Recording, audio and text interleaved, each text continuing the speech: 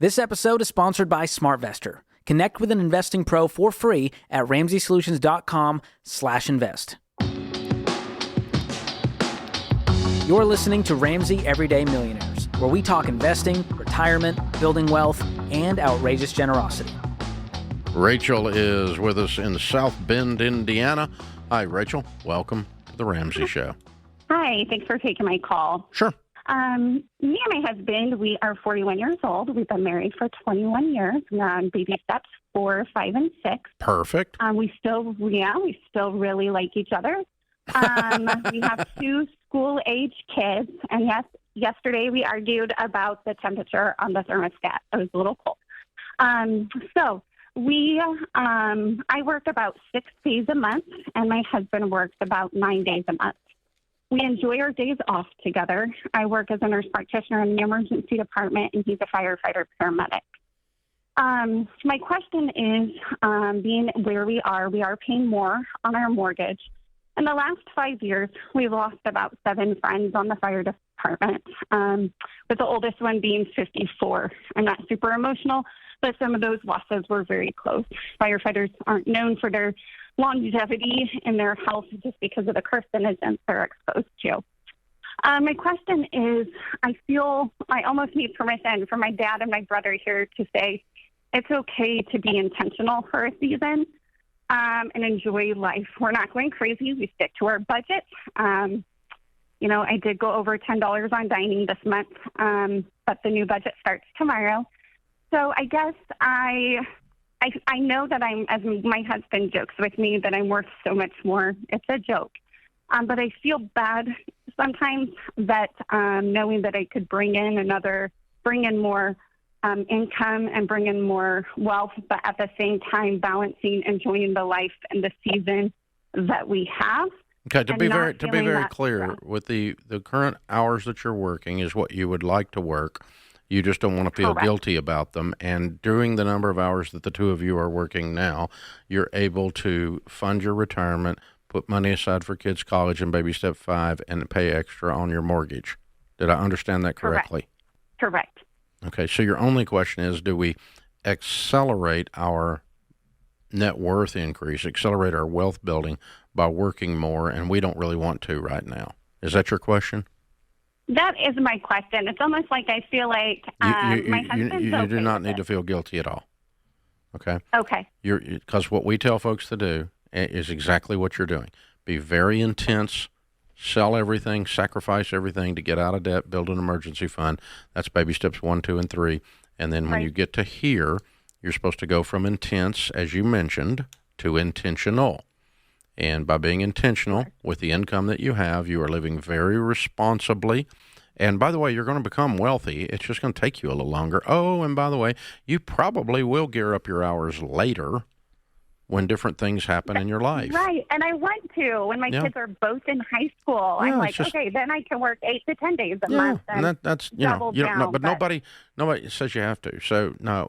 What you're saying is you feel like the trade-off is fair for the hours versus the quality of life right now.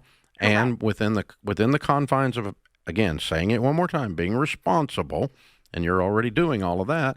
The only question is, do we want more wealth faster? And right now the trade-off's not worth it to us. That's our intentional decision.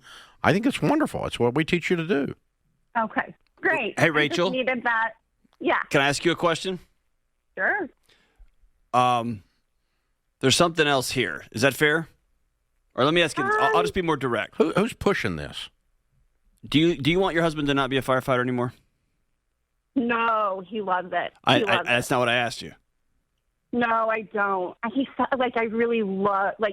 loves it, and I love him being a firefighter. I love that we speak the same language. When he comes home and has a hard day at work, I know what it's like. I know what it's like in the ER to lose a kid on a job, and I love that he understands. Like, it is just, like, we both truly love our jobs.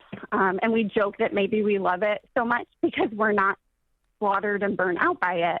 But no, I can't imagine him being anything else. I truly love him being a firefighter. I mean, yes, I think about at times like, oh man, I hope he doesn't die in a fire. But man, he's always like, if I'm fighting a fire and then I meet my savior, then I'm a millionaire. That's what he tells me. Yeah, and that sounds good. I mean, that sentiment sounds good, and that hug feels nice. But like you said, you have a ringside seat. You've seen what it's like when there's a wife leaning over a bed in a hospital and he's gone. You've been there, and you've imagined yourself in that seat. Here's why I'm asking that, because the guilt you're feeling is trusting your instincts. You're trusting yourself, and we often lose trust in ourselves when we're living in a chaotic system. And we are in chaotic systems when either A, we're doing what y'all are doing. Y'all are both first responders, and that's just the nature of the beast. And y'all side seat to trauma every day. Yeah, you are a secondary trauma package. Like you have the front row seat there, or you haven't fully come out and said, "Hey, this your job is killing me." And if that's not the case, I don't want to put that out in the universe. That's awesome. Then that tells me that you're doing what y'all need to do to stay sane and well and good. And I'm going to high five you as one of the bravest couples you can, because it's real easy to look at that dollar amount and go chase it versus I want to make sure that we are filling up our pitcher so that when we go all in helping these people, because that's what we were put on earth to do, we are fully ready to rock and roll. Yeah, and for the person out there that's listening that wants to use this conversation as an excuse to, I want to be intentional, and I'm going to intentionally go into debt, and I'm going to intentionally not meet my budget. That's not what we're talking about. Rachel and her husband are making their budget. They're putting money into retirement. They're paying extra on their mortgage. They're being responsible. The only question is, how fast do we do more? That is a different conversation than we're just freaking using the quality of life. I'm worried about quality of life. When somebody says that, I generally translate that as lazy. That's because your heart is small. That's right. And shriveled. That's it. And the Grinch. The Grinch, the money Grinch. That's me. Yeah.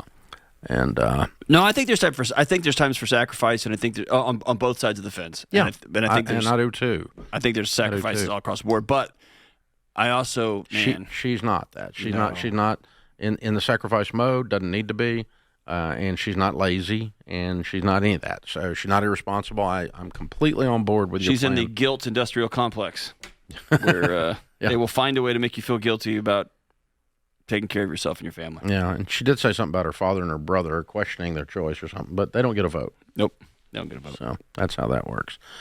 Yeah. So here's the weird thing. You wouldn't intentionally do something that's irresponsible. Those, what happens there is someone's justifying, they're rationalizing, they're going, we've heard it actually twice in the last 2 hours. I was forced. We said that, bought a car. It was an emergency. Well, I had to. Yeah. I had to. No, you didn't. It was a $30,000 car. You didn't have to do that. You don't have to do that. You weren't forced to buy a car. That's dumb. But what happens is you build up the drama and the hyperbole in your head. That's not intentionality. That's just drama and hyperbole. It's reactive. And it's immaturity. And it's impulsive. Whether you're 56 or whether you're 26, you're being a child. And you're using the fact that, well, it was I had several unfortunate things happen. Well, welcome to walking around. Most of us do. But generally that word unfortunate, it's like enforced, and it was an emergency, and I was trapped, and there's this fatalistic thing that goes around all that. And that's not intentional. Intentional is we can see things coming. We have a little bit of vision out there for the future. We know we're going to retire, so we need to set some money for retirement. These kids are aging out, so we need some money for their college. We're going to have to buy a car because this one's on its last leg, so we need to start saving for that. That's intentional and responsible. Because most of this stuff really does not sneak up on you people. By the way, they just announced it last week. Christmas this year is in December. No, it's coming. It'll be here in just a minute. Yeah. Don't let it sneak up on you. Why does Christmas sneak up on people? It's our, Or the millions of people October 15th that will say, wait, what? What's our loans are due? What? Our student loans? What? Student loans? Even the government came out ahead of time. What? Thanks for tuning in to Ramsey Everyday Millionaires. To learn more about investing, visit RamseySolutions.com/investing or click the link in the show notes. Ramsey Solutions is a paid non-client promoter of participating pros. Learn more at RamseySolutions.com/SmartVestor.